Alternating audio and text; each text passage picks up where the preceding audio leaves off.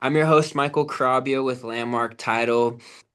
We're really glad that you're here today, taking the time to invest back into your business. And building a business isn't easy. It doesn't come with quick wins, shortcuts, or latest trends. It comes with building sustainable, profitable uh, things, deposits into your business to help your business last. And today I have someone that has tested the test of time with building her business in almost every single market. And I'm really excited for this conversation about the long game. And so today I'm excited to be here with Kesley Helonen. Am I saying Hallinan. that right? Ah, Hallinan. dang, Yep. I was practicing and I'm It's like, okay. It's okay. You got Kesley right. Like, who needs yeah, anything else? I know, right? Kesley, thank you so much for being here. Kesley is the co-founder of Daughter Dad Team, and they've built a great business, a respected business, one with consistency, relationships, and values. I get to experience it because I've seen Kesley outside of the workplace, and she's someone that is like a magnet. But Kesley, thank you so much for being here today. Thanks for having me. I'm excited. Yes. So with that being said, I know building a business is not easy. When you hear the word long game, what does that actually mean to you, and how do you personally define a sustainable business to you? Great questions. Okay, so long game. I think it's funny when I first started, I wanted to make enough money to go on vacations. I got the pleasure to be a stay-at-home mom. Um Hmm. and built my business with my kids. And so that changed quickly when I realized this is just something I'm good at. And also when I realized that it takes work. So uh the long game for me is like not one transaction repeated. And it's Hmm. really more like how do I get to be in my clients' lives forever? And really building that relationship in such a manner that they want to be around me, right? Like Yeah, you said I'm a magnet. I think some days I'd like to turn it off because it's hard. it's Uh, draining, right? it, but also I think I'm built for that. It's Yeah, because like I meet other people and they're like, "Oh, I can't people as much as you." And I'm like, "I can't not people. I gotta people." Like yeah, that's my recharge is hanging out with people. So yeah, just really creating the opportunities for my clients to be with me all the time, and not just my clients. Like I have people that belong that I say belong to me who have never done business with me, but they refer me um yeah. and or are always, hey, you've got to meet the Daughter Dad Team. You've got to meet Kesley and things like that. So I think the long game for me is definitely making sure that I'm creating relationships that last. Yeah, that's so good. And you might have just answered this question with like just building those relationships and getting referrals from clients that don't even like have purchased with you yet. But in your career, like when was there a moment that your perspective shifted from like, I just want to, make enough money to go on vacations to like, oh wow, I can like really build a long, sustainable, successful business. Like when was that like moment? Do you remember in your career that it just kind of clicked for you? A couple of times, and I feel like honestly it changes. I think that Hmm. it rekindles often, but one of the first times was, I was born in the short sale market. And so I remember saying to one of my mentors, I don't want to do short sales. And she said, "Well, do you want to make money?" And I was like, Yeah, "Yeah." And she goes, "Well, then never say those words again." And so I yeah, was like, "Okay." And I'll tell you, like, the short sale market was hard because what I learned about being a real estate agent was it was not about selling houses, it was about selling the house to the bank. And like I was up at like 3 o'clock in the morning because that's what the East Coast time was on. And that's what I thought. I remember going on my very first listing appointment that was regular. hmm, It was actually my very first listing was a regular listing. Uh, but then after that, it was like short sale, short sale. So I walked into a listing appointment with like this much paper. And a regular listing appointment was like this much paper. And right. so that was one of the points. But then my son was 9 months old. I was pregnant with my daughter when I first started. So when we got to, we didn't do daycare. We did preschool though. And so when both of them went to preschool, and I think it was for only like 3 or 4 hours a day, that's really when I was like, oh, I get like somebody else said to me, they're like, okay, you've dropped both kids off at preschool. Now what are you going to do? And I'm like, oh my gosh, I am going to spend the next 4 hours lead generating because I was literally lead generating during nap time, 1.5 hours, and when they went to bed. That was it. Right. And so suddenly I was like, dang, I have so much time. I can do so many things. So, yeah, that was probably my first one where I was like, okay, I don't know how we're going to do this, but I got to spend way more time. And then that's what we did. Yeah, but you were intentional about it, right? Like I mean, we're kind of gonna go off topic a little bit here, but that's the power in just time blocking and understanding like the time that you actually have and being productive with it. I know very successful agents that, I mean, they prospect maybe only for 2 hours a day, or like you said, an hour and a half a day, and they see a lot of success in their business because like there's nothing that they're gonna do outside of that than prospect. And so one of the things that I was going to ask you is, where's my question? Because I have a really good question for you. Um, Wait, I want to hop in while you're finding that question. I yeah, heard yeah, yeah. a statistic yesterday that I thought was amazing. So, of all the realtors in the US, Uh-huh. only about a 0.5% of them consistently prospect 30 minutes a day. Half a Yeah, percent. 0.5% of realtors only prospect 30 minutes a day consistently. And I just thought, oh my gosh, like I mean, that I feel like that's how I won. Like, and that's how I got to where I was because I feel like 4 hours a day I had to figure out how to drop the kids off, right. get the lead gen in, and sometimes go on appointments during that time too. So, yeah. Yeah. And I'm assuming like that was just that's a non-negotiable, right? It was prospecting, but within all the multiple market cycles that you've been a part of, is there anything that besides prospecting were non-negotiables for you and your business to kind of get to where you're at today? Prospecting was huge, follow up, and honestly, like I said earlier, like the staying in communication with my clients. Because Hmm. National Association of Realtors says that they would use us again, but we don't stay in touch with them. So I Right. don't, and by the way, I've been that statistic. People have not used me a second time. But that's not the majority of our clients. They are using us again. And even Right. I'll even say in the last 2 years, we've had clients who didn't use us, like for their, like maybe they bought 5 or 6 years ago and then they sold and then they were ready to go again and they've come back because they understood that the experience with somebody else is not the daughter dad experience. And I Yeah. think that's probably my biggest non-negotiable is that my experience for my clients is that it's an experience. It's not a transaction. It is the I have the pleasure, the opportunity to help people do this incredible thing, which is to buy a house or sell a house. And it is stressful and it's messy and it's ugly sometimes. But Yeah. I don't need them to know that. I Right. need like I want them to just worry about packing and doing all that. That's enough for them to worry about. They don't need Yeah. to worry about all the things that we handle. No, that's a great point, right? You put that weight and unfortunately that stress on your shoulders, but that's part of being a good agent. I want to say unfortunately, but that's just the reality. This is what I signed up for. And Right, this is, I exactly. mean, the reality is like think I can only assume attorneys take on some of this stuff with their clients on like caring for them because they spend so much time with them. And I feel like we do Yeah. too. And then we spend so much time with them, and then after 30 days, they're gone. It's like I made a best friend, and now I'm like, well, you closed, so okay. So that's been like I can't that doesn't work for me. I'm like, I need to see these people again. I want to be around them. So that's why they get to be mine forever. I just call Yeah. them, we call them our forever clients. Right. I love that. You're forever people, you're VIPs, you're forever clients. I Mhm. like that.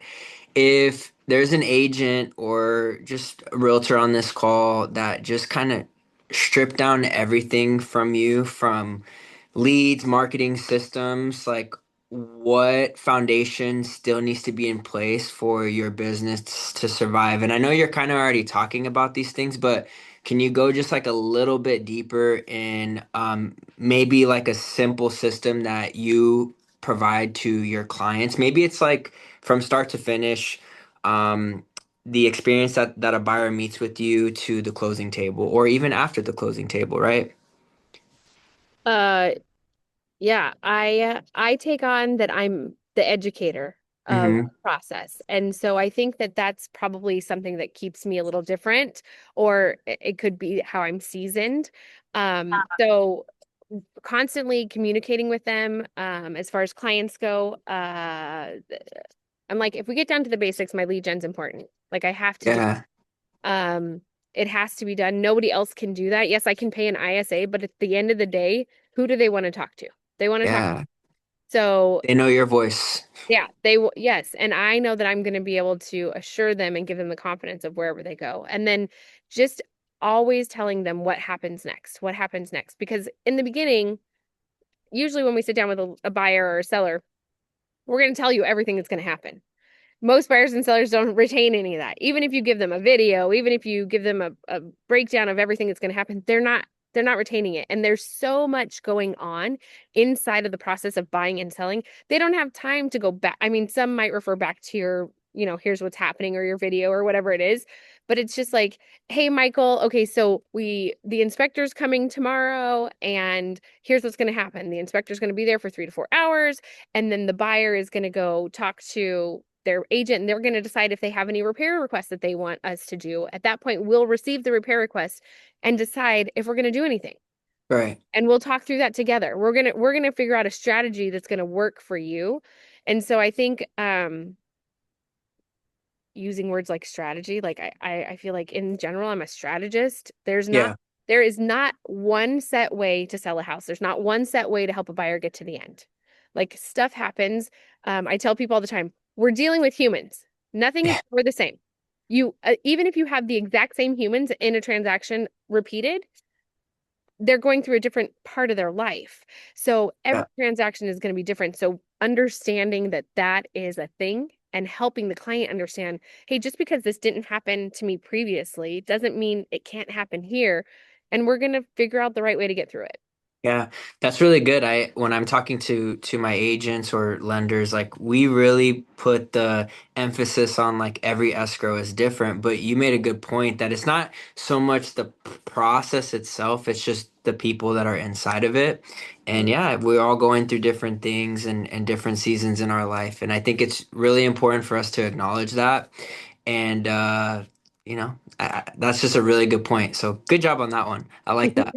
Um, Let's talk a little bit about like your brand because you guys have a very unique as you can see, Kesley has purple hair, she has a purple shirt on, and I think you have like a bunch of cars that are purple as well because I see him driving around town sometimes. But let's talk about like how did that even start? Like why purple? Where did the name come from? I'm just a little curious to hear a little backstory on that. Okay, so I was at a conference and uh I've, I'm like, I don't know how much I'm allowed to say, so I'll just use basic things. So Sure. a very important person was on the stage and he said, I literally don't care what you do as long as you go sell a bunch of real estate. And all I heard was, Kesley, you don't have to sit inside the confines of the colors of the brokerage or company or whatever. You can be whoever you want. And I was like, oh my God, purple is my color. And I come from a marketing background. Like I have a PR degree. And so like I understand some of the psychology of things, and nobody uses purple in real estate. Like there are a few one-off companies, but like you look at your big name brands and they are black, red, white, and yellow. Yeah. That's it. And so I was like, this is great. It'll stand out. And even the companies that do use purple, they don't use it as purposefully as I believe I use it. Like their whole sign is purple. That is not it. Don't just spew purple all over the place. So then I started in real estate in 2009 and my dad came on the team in 2011. He was my lender before that.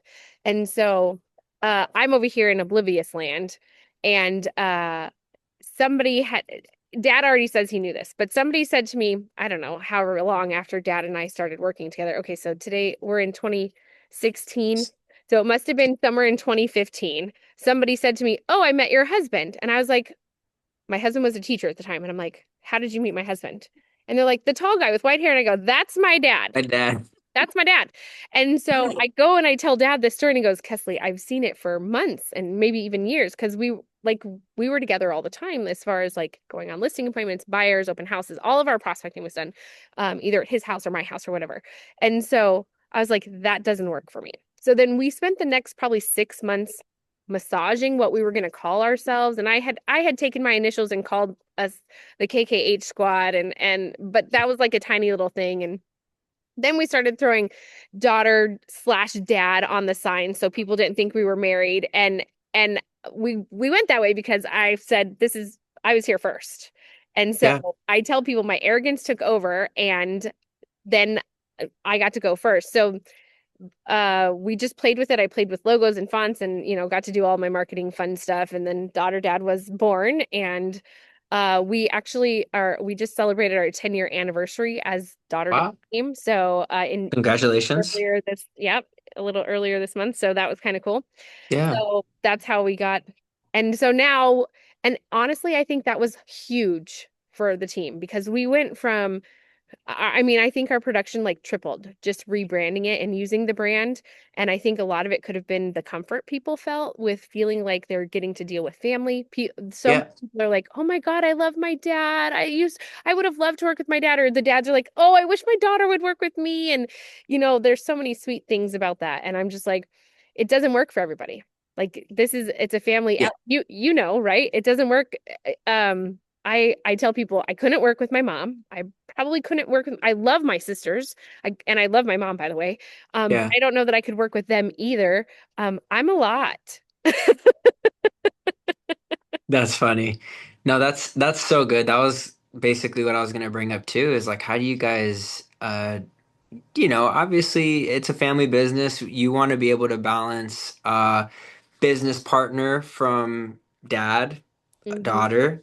And so it is a challenge. I could say that coming from my experience working alongside my mother, which we are the Carabio team. And uh, but at the end of the day, you just realize, like you said, having a family business is so cool because people respect it a lot. And you guys provide different values to the business that the your clients get to see, and so that's so cool that you guys got to make that work and build something upon it. And that's why I wanted to bring that up because I see the colors often. I see the recognition. Like people don't realize you are your brand, but when you can add some finesse to it with the way that you guys did it, it's very recognizable. And so, especially the hair. I mean, I've never seen you without purple hair, and I've known you for 6 years at least. It's a rarity. And also Yeah. it's funny because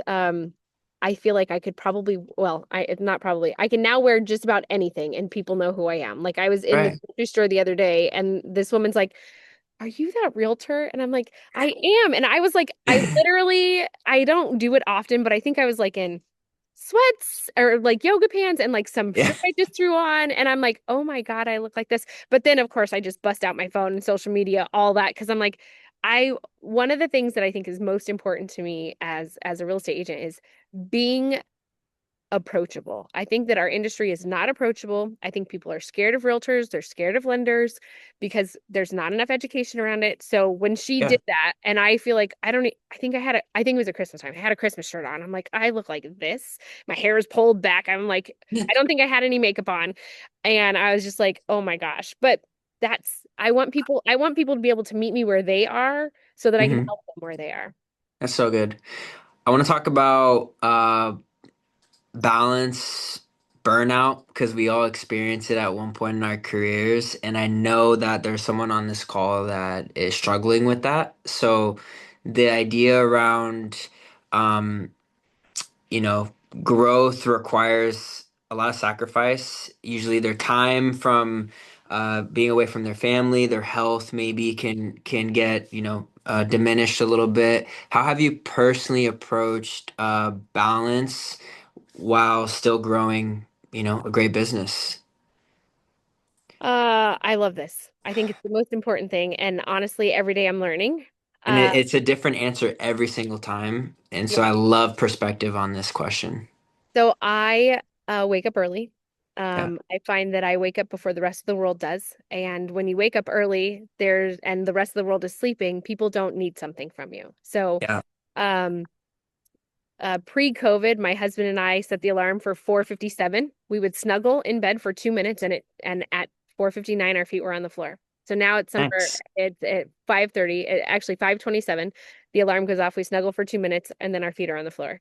I get to get some kind of run or walk in, and then I get to do one of my favorite things of the day, which is it's so dumb, but I help my daughter fill up her water bottle. I get her breakfast while she's getting ready. I help my son get breakfast. I help him get water. And some people are like, they're 16 and 17. They're fully capable of doing this, but it Yeah. just brings me the most joy. So I do that.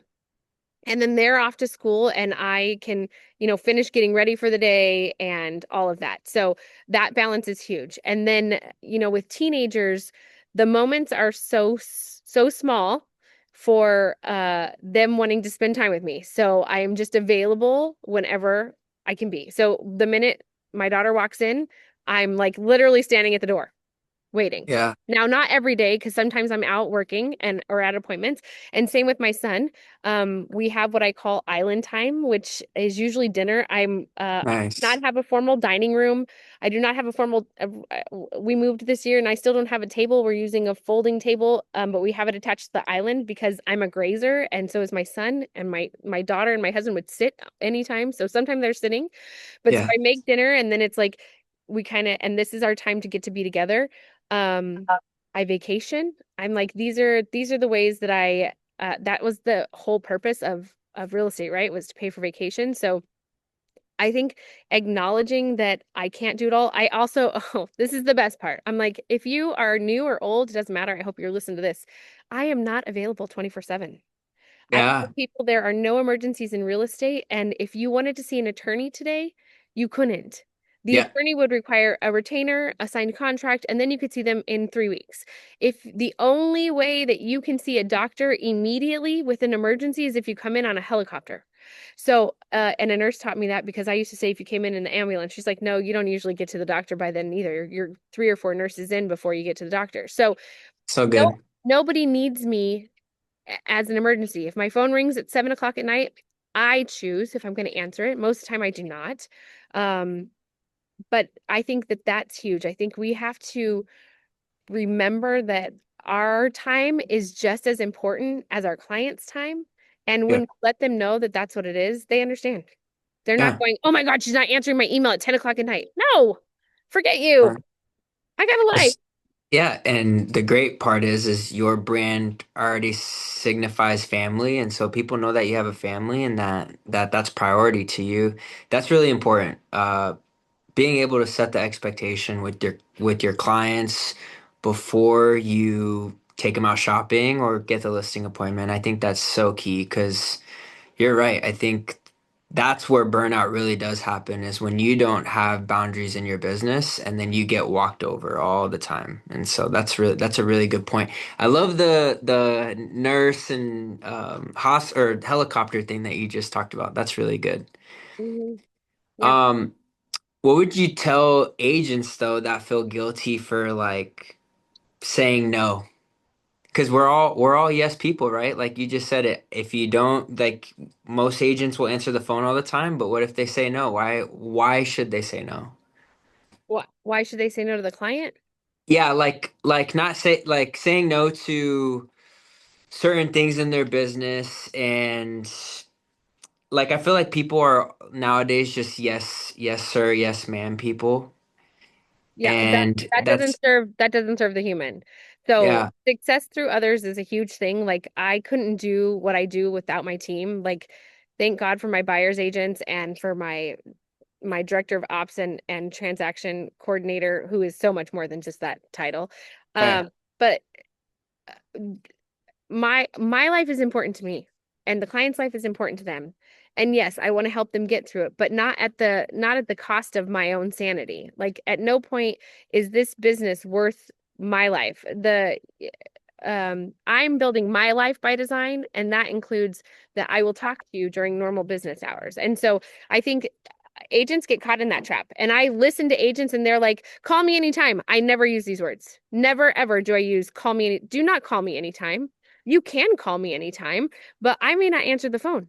And I tell people like, I, my phone is ringing. I don't know how many times since we've been here, but I'm not going to answer it because we're together. Right. And so I want you to know that you're important. Same when I'm with my sellers. I want my sellers to know that they're important. So I'm not going to touch, mess with my phone. So you just have to let them know that that you have a life too, and Yeah. you're here for it. And mhm, yeah. There, I'm not sure if you still do this, but I know once upon a time you were doing some mentoring with newer agents. Do you still do that to this day?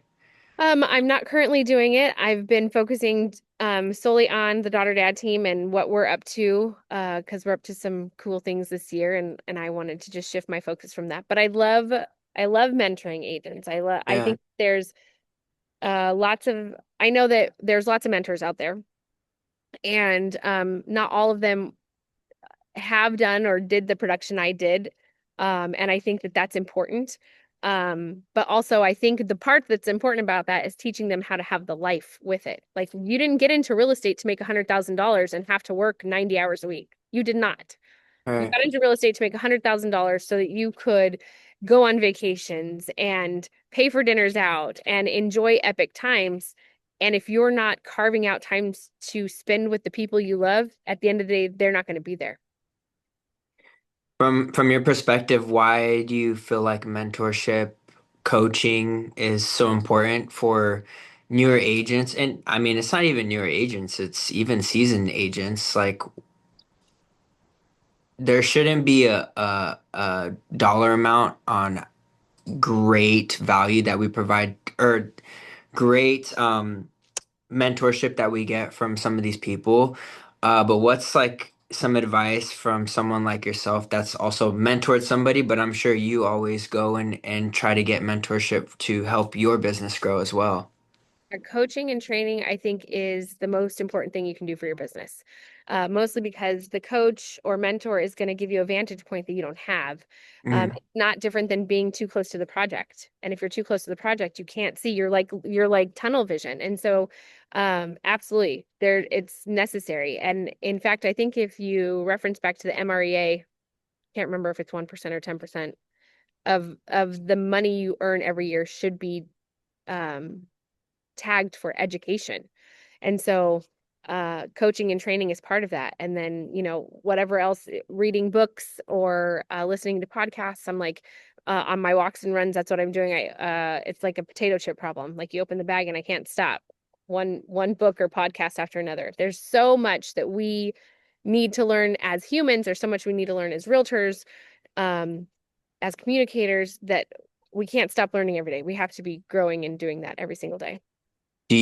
so obviously, hopefully that whatever brokerage you're a part of, there is some type of mentorship or coaching available. Is there something outside of the brokerage that you're currently at that you can, um, promote as far as a coach? I know there's many. There's like a Tom Ferry, there's Buffini. Is there someone out there that you recommend that an agent could reach out to and experience some mentorship from there? I feel like our brokerage, like you would have to be with the big brand in order to coach with the coaching company. So, Hmm. and that's kind of where I am. But I mean, Tom Fury, if that's your thing, there are lots of agents out there now offering coaching. Um, I don't currently want to grow that part of my business right now. Otherwise, I would say, Yeah. hey, call me. And yet, if you're listening to this in 2027, I think call me. I also think um, sometimes there's more to it than just the coaching. I think that solo agents, I think it's got to be tough to be a solo agent in today's market. And there are some agents that are like killing it, but they've got, a transaction coordinator or something like that. So I do Have think to. the team aspect, that community that's created, I think that could be huge for people to win. And I think there's probably people out there going, I don't need a team. 100% that would have been me. I don't need a team. I can do it all myself. Although I did have a transaction coordinator from transaction number 3, but um I think that people in 2026, I'm watching people miss community, right? We got into Zooms in 2020 when COVID hit, and I think people are sick of it now, and I think they're ready Yeah. for connection. And so I think if there's people struggling and they're thinking I can do it all by myself, or they're looking to level up, I don't think there's anything wrong with leveling up with a team. Not to mention your team leads are going to be hopefully seasoned people who can help coach and train too. Yeah. No, that's good. Environment is everything. I think if you're surrounded, I think as a newer agent, when you come in, you can be really intimidated by this by being around like players, but I think that's the best way to learn and to kind of put a chip on your shoulder. And then also like if you don't have a mentor or coach, just finding accountability partners in this business. And I think that's why it's important to find, like a good title and escrow company, a good lender, good vendors, because they can also be a part of that as well. Not so much from an agent standpoint. I think that's better, right? You're talking to agents that actually deal with the business. But accountability is so important in this business to help you stay on track. Well, I think the coaching is too. Like Yes, the you would never see a football player. These guys that are going to the playoffs, that are going to the Super Bowl, they have coaches. There's right. one, they have multiple coaches, and then I guarantee they all have some kind of fitness trainer, and they're making the big bucks. If you want to make the big bucks, you have to have somebody that is going to be there holding your feet to the fire. And an accountability partner is great. It's a one step, but that coach really opens up possibility and helps you grow. And Michael, I think you talked about like your vendor partners, and yeah, having vendor partners like you guys are great at holding people accountable. I've seen you do it because when one grows, everybody grows, right? Yeah, And so, yeah, I mean, if you don't have a partner in your real estate company or a team member, yeah, I definitely think, I guarantee if I called you and I said, Michael, I need my arms to look like yours, I have a sneaky suspicion that you'd be texting me more than once a week going, Ketsley, did you do your yeah, today? yeah. No, for sure. Yeah. You said it. I love fitness, so I would definitely help anybody that asks. But that's part of just being an asset too outside of business. Like I think there's just so many ways to grow in aspects of our life, and one of those is mindset. If there is one word not one word, but just some advice that you could give out there in regards to mindset, what would you say is like one of your biggest takeaways? Affirmations are not silly. They They're are not. so important. And the reality is that I tell myself how great I am every day because I'm afraid somebody else won't. And it's funny because I joke and say that I'll say, one of my favorite affirmations is I'm a hot, sexy beast. That's just for me and my woman form. And my husband, he'll then go, Yes, you are. And I'm like, No, that didn't count. I already told myself, you'll have to tell me another time. And Yeah, so, but I have to hear myself say it. I have to hear myself think it. It is important because we are in a no industry. We hear more no than we hear yes. And if you can't handle the no, you're never going to make it. And right, so those moments when I've heard, I don't know, 20, 30 no's in a day, I have to remind myself that there's still somebody out there who needs me, and that I'm a great realtor for the next person. Or I don't know. I just I no, that's really good. I think affirmations leads to building more confidence in yourself, and I think if you don't have faith in the things that you could do, not just the business that you can build, but the clients that you can serve, you are unfortunately going to fall short, and it will be harmful to your business, that's for sure. Um, you've been in the you said 12 years, 16 years? How long have you almost been in the business? almost 17 since 2009. 17? So, what does your business look like right now? It's not even probably comparable to earlier in your career, but like, what's the next step for Daughter Dad Team? Well, 2026, we started growing the team. I had been a no, I don't want to add any new agents to the team kind of girl because I felt like I just wanted to stay this small little thing. So we're in growth right now, which is super fun. Hmm. It gives me the opportunity to meet new agents. I have my eyes open to the people I do want and the people I don't want, the type of people I want and the type of people I don't want. I'd like to paint the town purple. I feel like it's a different That's so experience good. to work with daughter dad, and I know that it is, and I want it to be an experience worth having. So that's really what's next for us.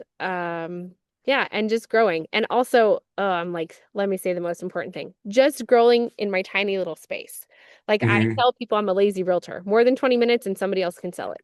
So yeah, I don't need to drive to the East Valley. I love you, East Valley realtors. You can have my referrals. That's hey, that's why some agents get licensed, right? Just to give out referral fees. Yeah. Um, we're kind of cutting off with time. We're coming to a close here. I was wondering if you could give everyone maybe just one simple and sustainable way that agents can turn transactions into long-term clients. Uh, just not without overcomplicating it. We know that relationships are everything, but like, what's like one nugget that you have noticed that you do repetitively and you know that it works? I threaten my clients that I might randomly stop by, and I do. And so, after they Good. move in, if we're in the area, I might stop by, knock on the door, see how they're doing. We do random things that would cause us to need to stop by, um, Yeah. but just and text them after. Call or text them after and be like, "Hey, it was, I had so much fun with you and I hope you're doing well and what's new? What did you change in the house?" Like the simple things. Um Yeah. and yeah, it with not overcomplicating, just touch base with them and see how it is. Yeah. No, that's good.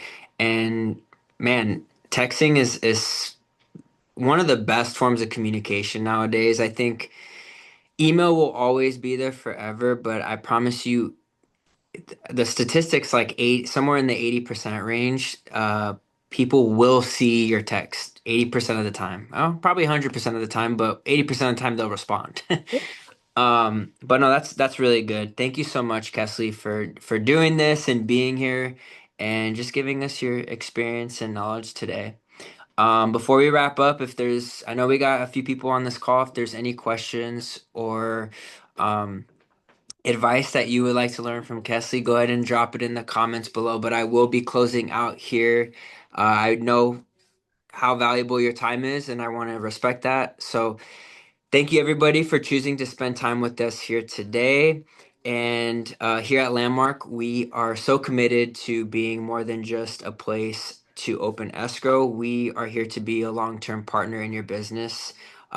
And we want to support you beyond the closing table. So if you would give us that opportunity to help you build your business and build a business that lasts, we would love that opportunity. When you're ready, please reach out to us, send us your next escrow and let us earn your trust and show you that we're here to show you what a partnership really looks like. Thank you again for being here, everybody. And until next time, go out there and make sure you go and make your mark.